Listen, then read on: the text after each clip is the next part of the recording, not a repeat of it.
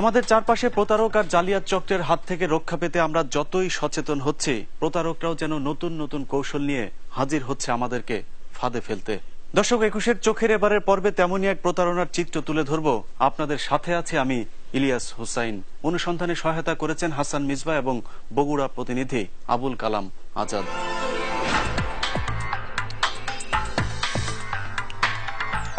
দর্শক, জিন, ভূত, দৈত্য, দানব নিয়ে হাজারো গল্প কথা আর কল্প কাহিনী রয়েছে মানুষের মুখে মুখে। ধর্মীয়ভাবেও এসবের রয়েছে গ্রহণযোগ্যতা। আর এই সুযোগেই ধর্মকে ব্যবহার করে এক শ্রেণীর জালিয়াত চক্র হাজার হাজার, কখনো আবার লাখ লাখ টাকা হাতিয়ে মানুষকে সর্বশান্ত করছে। আল্লাহ পাকের মাটির নিচে পড়ে থাকা ধন সম্পদ আল্লাহ তাআলা তোমার কপালে দান করে দিয়েছে, বলো আলহামদুলিল্লাহ।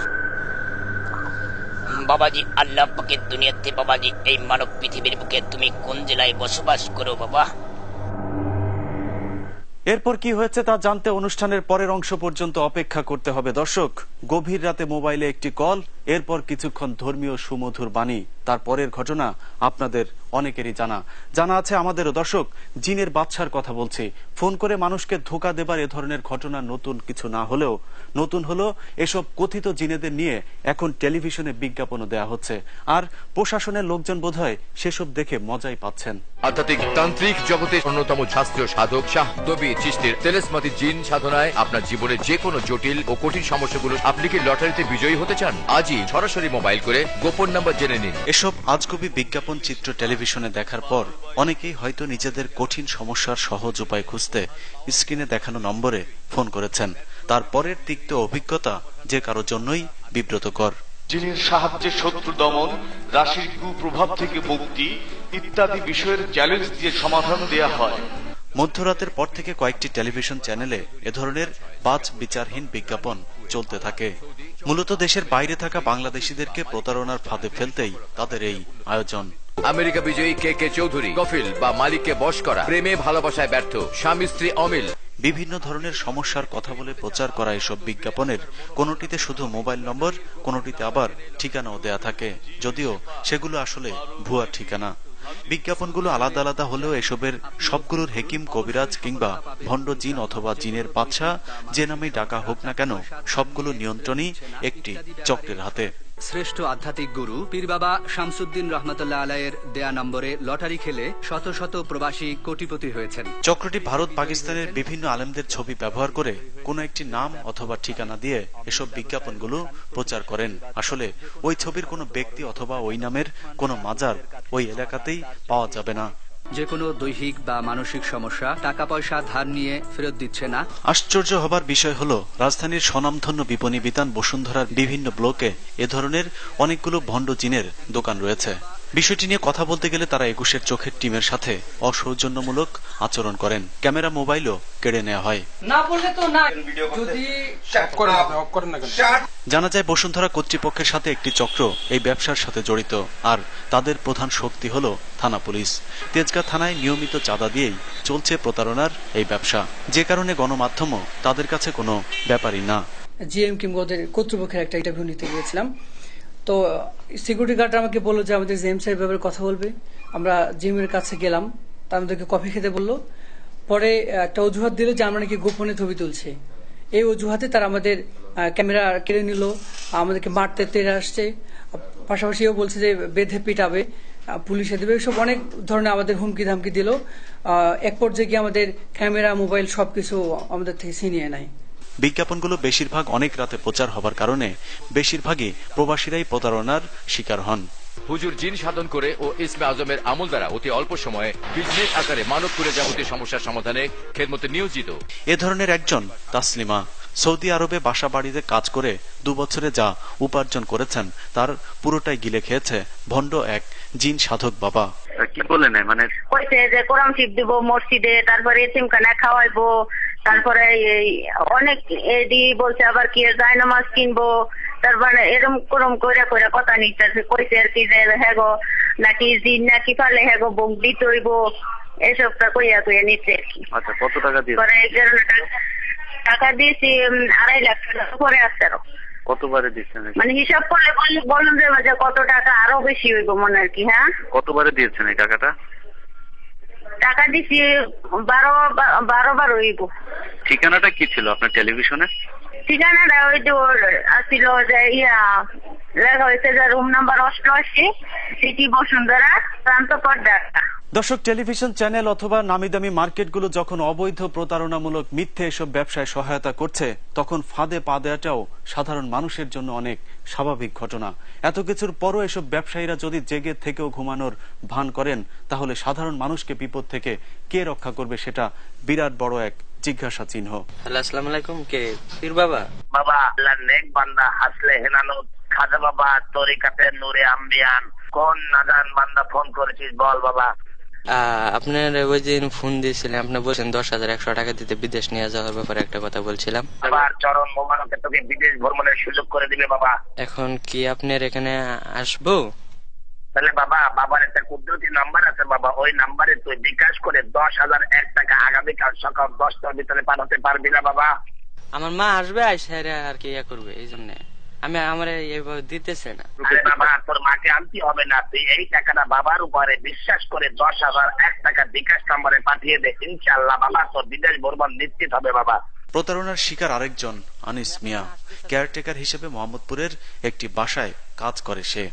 বিদেশ যাবার ইচ্ছে দীর্ঘদিনের, স্বাদ আছে সাধ্য নেই। বেলাল হোসেন ঠাকুরমার কালীসাধন তদবিরে গত 31/3/2013 মালয়েশিয়ায় লটারিতে বিজয়ী। বিদেশ যাবার অর্থ জোগাড় করতে না পেরে শেষমেশ টেলিভিশন বিজ্ঞাপনে দেখা বাবার উপরই ভরসা করেন। বাবা তুই মানিকগঞ্জ জিসকাতে তুলে আবার শরীফে চলে আয় বাবা। ও মানিকগঞ্জ হরিদাপুর সিদ্রিয়া দরবারের কাছে। তুই ফোন দাও, মাত্র বাবার কাছে চলে আসবে বাবা। আনিসকে নিয়ে আমরা মানিকগঞ্জে যেতে থাকি, উদ্দেশ্য বাবার মাজার।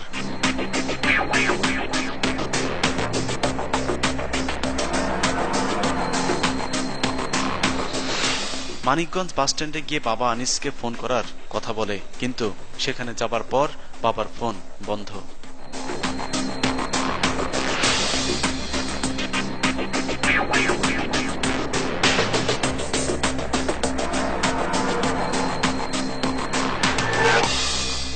পরে বাবার দেয়া ঠিকানা অনুযায়ী ঝিটকা মাজারে গেলেও সেখানে গিয়ে হাসনে হেলানুত খাজা বাবার তরিকতে নূরে আম্বিয়া নামে কাউকে পাওয়া যায়নি।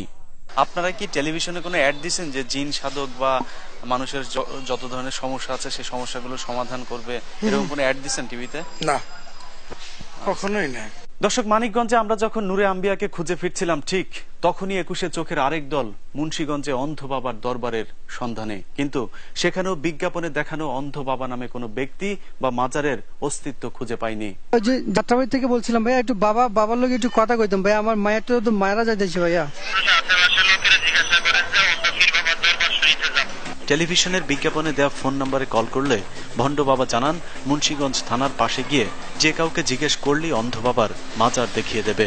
আসলে পুরোটাই ধোঁকা। অন্ধ বাবার মাজার নামে কোন কিছু আছে এখানে? অন্ধ মাজার? অন্ধ বাবার মাজার না, অন্ধ মাজার নয়। মাজার না থাকলেও বাবার কাছে প্রতারিত হওয়া মানুষের অভাব ছিল না। অন্ধ বাবার নাম করে তাদেরকেও ঠকানো হয়েছে। টেলিভিশনের বিজ্ঞাপনগুলোতে ঢাকার গুলশান, বনানী, মোহাম্মদপুর, মিরপুর, ফকিরাপুর, শাহালির মাজারের আশপাশ সহ বিভিন্ন ভুয়া ঠিকানা দেয়া হলেও সেগুলোর কোনোটাই সত্যি নয়। নূরে নুরানি দয়ার ভান্ডার, আয়েশা মুশাররফ শপিং কমপ্লেক্স, শনির আখড়া, ঢাকা। দর্শক, মাজারের ঠিকানা ভুয়া হলেও বিজ্ঞাপনে দেয়া মোবাইল নম্বরগুলো কিন্তু 24 ঘন্টায় খোলা থাকে। বিকাশ অ্যাকাউন্টও করা আছে ওইসব নম্বরে। সেই নম্বরের মাধ্যমে তাদেরকে ধরার প্রযুক্তিও রয়েছে গোয়েন্দা পুলিশের কাছে। কিন্তু সপ্তাহখানেক তাদের পেছনে ছুটেও ডিবি পুলিশের কোনো সহায়তা পাওয়া যায়নি। এর কারণ আমরা বলতে চাই না দর্শক, এটা বুঝে নেয়ার বিষয়। গোয়েন্দা পুলিশ নিজেদের পকেট সামলাতে জিনের বাদশাদের ধরতে না চাইলেও আমরা কিন্তু থেমে থাকিনি। জিনের বাদশাদের আস্তানার সন্ধান আমরা পেয়েছি। দর্শক, জিনের সঙ্গে আপনাদের সাক্ষাৎ করাবো, তার আগে বিরতিতে যাচ্ছি। আশা করছি ফিরে এসেও আপনাদেরকে সঙ্গে পাবো।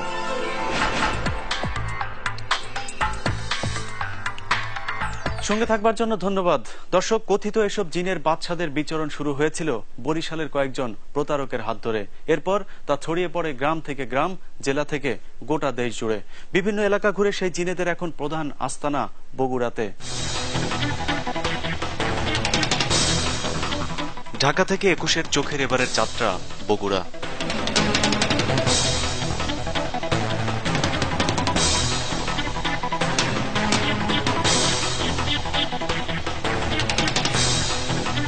সেখান থেকে হরিরামপুর, নন্দীগ্রাম, দুর্গাপুর বাজার হয়ে গ্রামকে গ্রাম ঘুরে বেড়িয়েছি জিনের খোঁজে। কিন্তু কি আশ্চর্য, খোকনের বর্ণনার সাথে এলাকার লোকজনের কথা মিলছে না। এ ধরনের কোনো ঘটনা নাকি তারা জানেনি না। এটা তো বলতে পারি না, আমার কাছে কয় না, তা তো জানি না ভাই। যারা ব্যবসা করে তারাই এর সাথে ভালো বলতে পারে। আমরাও হাল ছাড়িনি। অলৌকিক এমন ঘটনার শেষ না দেখে রক্ষা নেই। দুপুর গড়িয়ে বিকেল পর্যন্ত জিনের বাচ্চার খোঁজে আমরা আরো কয়েকটি এলাকায় ছুটতে থাকি। কিছু দূরেই কাহালু উপজেলার জামগ্রাম বাজার। হাটের দিন প্রায় 100-5 লোকের সমাগম হয়েছে বাজারে। সেখানকার মানুষগুলোর কাছেও জানতে চাইলে তারা যেন কিছু একটা লুকাবার চেষ্টা করে। এটা বিবৃতি নিলে এখানে দেওয়া যাবে না, এখানে দেওয়া যাবে না। বহু লোকজন আছে, হ্যাঁ বহু লোকজন, কথা বলা যাবে না। আপনারা আজকে আসছেন, আর কোনদিন আসবেন, থাকবেন কি রাত তোমার কাছে? থাকবেন না তো, তাহলে আমরা রাস্তায় থাকবো, ওরাই তো মেরে দেবে। এদের মধ্যেই কেউ কেউ মুখ খুলতে শুরু করলো। 22,000 টাকা মারতেছে, 22,000 এই মোবাইলে। 22,000 টাকা দাও ঈদের 2 দিন আগে, তখন ওই মেলা টাকা হিচ্ছে বাবা। আমি গরিব মানুষ, ভিটা আমার 100 গেছে। একটা দিয়েছি 5,000, একটা 10,000, একটা দিয়েছি 7,000। ফেরত পাইছেন কত টাকা? 1 টাকাও ফেরত পাই নাই। আর দিবেন না? আরো দিমু। প্রথম অবস্থায় মনে করেন যে রং নাম্বারে ফোন দেয়া, মানে সম্পর্ক তৈরি করে তাদেরকে এখানে মানে প্রলোভন দেখে নিয়ে আসে আর কি। নিয়ে আসার পর ওই টাকা পয়সার কেটে টেটে নিয়ে মনে করেন দিয়ে পাঠায়। এর সাথে তো থানার লোকজন জড়িত, পুরো জড়িত। থানার লোক 1 লাখ করলে 20 লাখ থানা 30,000 থানা ইনকেশ করে। তার মানে জিনের বাচ্চাদের খোঁজ মিললে মিলতেও পারে, কিন্তু ঘটনার নেপথ্যে থেকে কারা এসব করছে তা এলাকার মানুষ জানেন না অথবা জানাতে চাইছেন না। কিন্তু জানাতে না চাইলেও এসব ঘটনা চাপা রাখা যায়নি।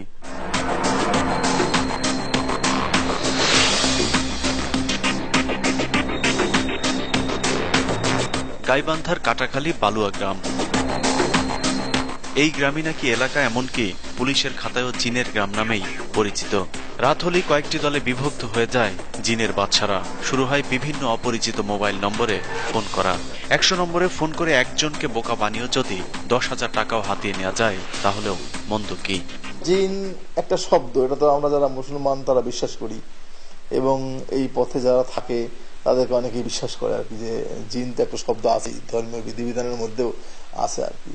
যে কারণে জিনের বাদশা হিসাবে পরিচিতি লাভ করা মানে তাহলে সে আরো অনেক বড় ব্যাপক ব্যাপার।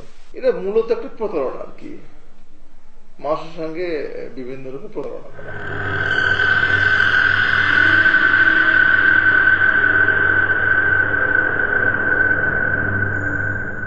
সন্ধ্যা গড়িয়ে রাত, তারপরও আজ জিনেদের ধ্যানে বসার খবর নেই। সাংবাদিক যাবার খবর শুনেই জিনের ব্যবসায় ধর্মঘট চলছে।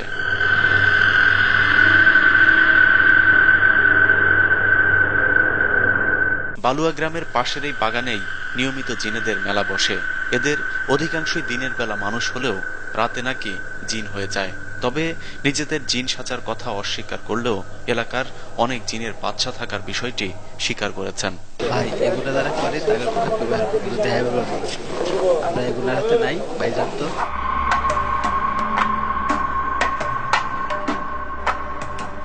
এরকম একজন জিনের বাড়িতে আমাদেরকে নিয়েও যাওয়া হয়।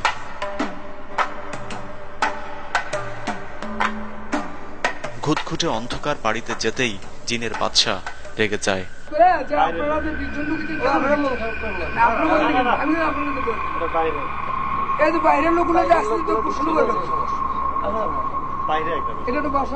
এক জিনের বাড়ি থেকে বের করে দেয়া হলেও বিভিন্নভাবে আমরা অন্য জিনেদের সন্ধান করতে থাকি।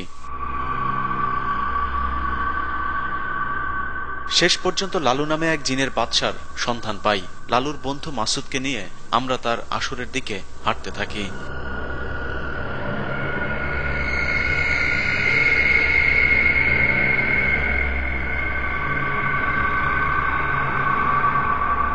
গ্রাম থেকে বন জঙ্গল পার হয়ে প্রায় 2 কিলোমিটার যাবার পর আমরা লালুর আখড়া খুঁজে পাই।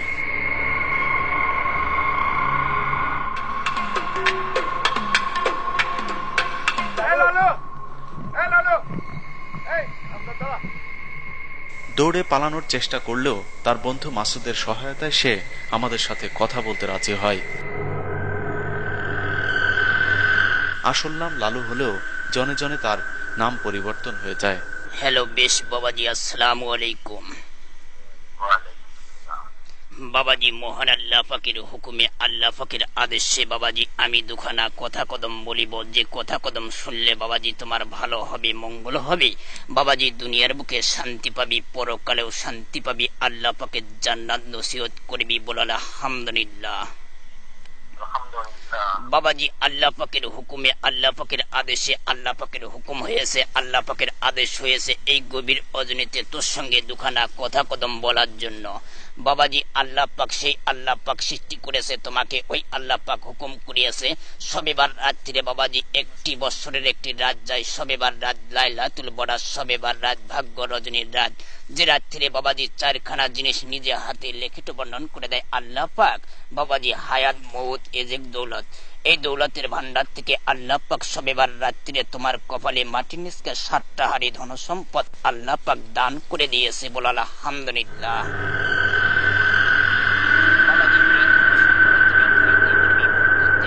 টাকা চাবার আগে এভাবে প্রায় আধা ঘন্টা বুলি চলতে থাকে। এরপর কৌশলে মানুষের কাছ থেকে টাকা চাওয়া হয়। পৃথিবীর বুকে, দুনিয়ার বুকে আল্লাহ পাকের একটা অলি আউলিয়ার মাজার শরীফ বাবা, পৃথিবীর বুকে, দুনিয়ার বুকে এই পবিত্র মাজারকে ওসিলা করে আল্লাহ পাকের মাটির নিচকে 7টা হাড়ি ধন সম্পদ তোমার কপালে দান করে দিয়েছে। বাবাজি এই ধন সম্পদ তুমি খাইতে পারবি, ভোগ করতে পারবি আল্লাহ পাকের হুকুমে, আল্লাহ পাকের আদেশে। বাবাজি তোমাকে 3খানা সত্য দুনিয়ার বুকে মেনে চলতে হবে, পালিত করতে হবে, পারবি বাবা? আলহামদুলিল্লাহ, আলহামদুলিল্লাহ, সুবহানাল্লাহ, সুবহানাল্লাহ। বাবাজি সর্বপ্রথম তোমাকে 5 ওয়াক্ত নামাজ পড়তে হবে। বাবাজি কুল্লি নাফসুন জায়গাতুল মউত, বাবাজি এই নামাজি হবে তোমার সঙ্গে সাথী, নামাজি হবে কবরের বাতি, নামাজি হবে বেহেশতের চাবি। বাবাজি এইটুকু হবে তোমার পরকালের সম্বল, যে নামাজ ছাড়া কাল কিয়ামতের ময়দানে কখনো মুসলমান হিসেবে দাবি করতে পারবি না, সেই নামাজটুকু দুনিয়ার বুকে আদায় করতে হবে, পারবি না বাবা? 7 রাজার ধনের আশায় কেউ কেউ টাকা দিতে রাজি হলেই শুরু হয় তার কাছ থেকে বিভিন্ন অজুহাতে টাকা চাওয়া।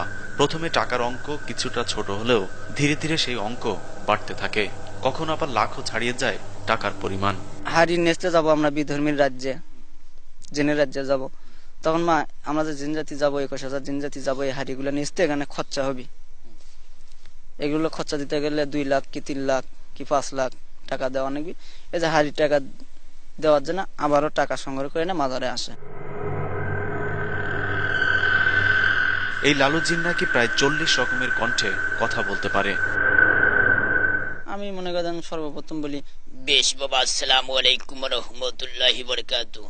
তারপরে যখন হয়তো আমার স্ত্রী মার সঙ্গে কথা বলি, আমি বাবা আমার স্ত্রীর সঙ্গে কথা বলি, তখন হয়তো নাক চিপে ধরে আমরা এইভাবে বলি, বেশ মা, আসসালামু আলাইকুম মা, আল্লাহ তুমি ভালো করবেন মা, তোর যেগুলো স্বর্ণ অলংকার আছে মা তোর বাবার হাতায় দিয়ে দি মা, এবার কথা বলি। এমনও হয় আমাদের মধ্যে যে আমাদের বাদশাহ হুজুর কথা বলবে, তখন আমরা বাদশাহ হুজুর কই পাবো, তখন নিজেই আবারও বলি, বেশ বাবা, আসসালামু আলাইকুম বাবা, আল্লাহ তোকে ভালো করবে দাদু ভাই, বুঝেছো? এভাবে কথা বলি, মানে বিভিন্ন কণ্ঠ দিয়ে, বাদশাহ বাবার কণ্ঠ।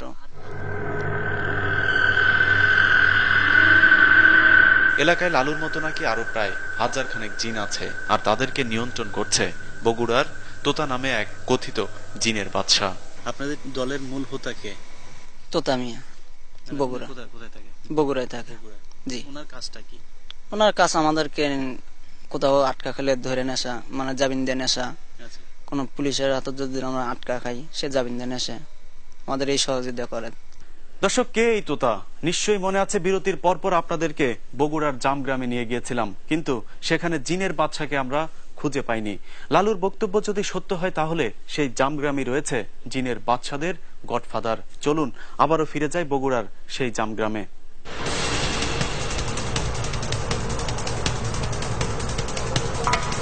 রাতেই গাইবান্ধা থেকে বগুড়ার পথে রওনা। সকালে আবারও হরিরামপুরের জামগ্রাম। শেষ পর্যন্ত আমরা তোতার বাড়িও খুঁজে পাই।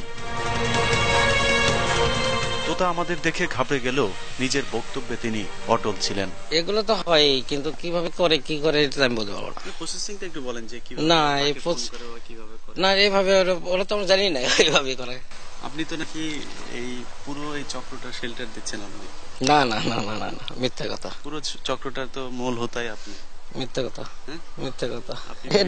আপনি বিভিন্ন জায়গায় আপনি এগুলোকে সামলান, পুলিশ প্রশাসন, তারপরে যারা আছে আরো সবাইকে আপনি নিজেই সামলান। এমন কোনো ব্যক্তি বলতে পারবে না তো। নিজেকে নির্দোষ দাবি করলেও হঠাৎ করে আঙুল ফুলে কলা গাছ বনে যাবার সন্তোষজনক কোনো উত্তর দিতে পারেনি তোতা। মাটির ঘরে ছিলেন তো আপনি কিছুদিন আগে? হ্যাঁ, মাটির ঘরে ছিলাম। মাটির ঘর থেকে দোতলা হলো কিভাবে বলেন তো একটু? পুকুর চাষ, গরু চাষ।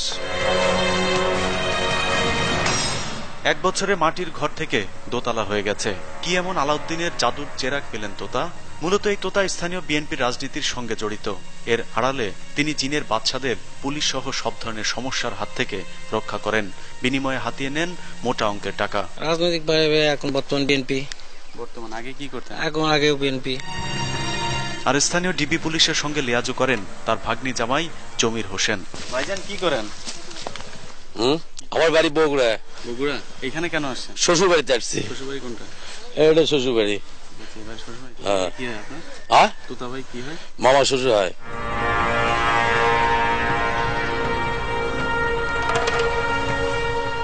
বালুয়ার শুভ সুন্দর করে কথা বলা রপ্ত করেছেন শুধুমাত্র জিনের ব্যবসার জন্যই।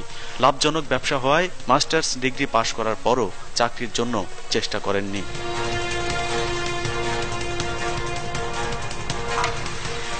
মিলন মিয়া স্থানীয় ইউপি চেয়ারম্যান। মূলত জিনেদেরই প্রতিনিধিত্ব করেন এই মিলন মিয়া।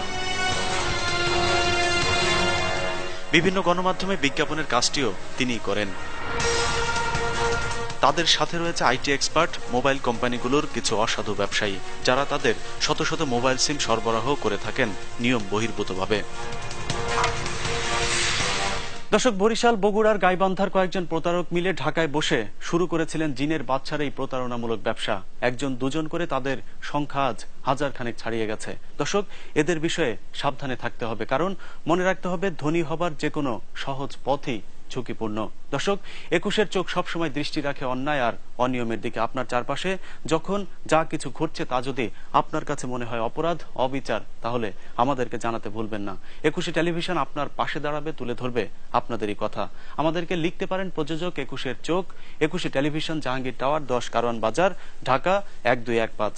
ইমেল করতে পারেন 21-tv.com এই ওয়েবসাইটে। কথা বলতে পারেন 01972121236 এই নম্বরে। মনে রাখবেন, কাউকে হেয় প্রতিপন্ন করতে আপনি যেন ব্যবহৃত না হন। দর্শক, 21-এর চোখ পুনর্প্রচার হয় বৃহস্পতিবার রাত 3টা আর শুক্রবার সকাল 9:30টায়। ভালো থাকুন, সুস্থ থাকুন, অন্যায়ের প্রতিবাদ করুন অথবা তথ্য দিয়ে সহায়তা করুন। বিদায়।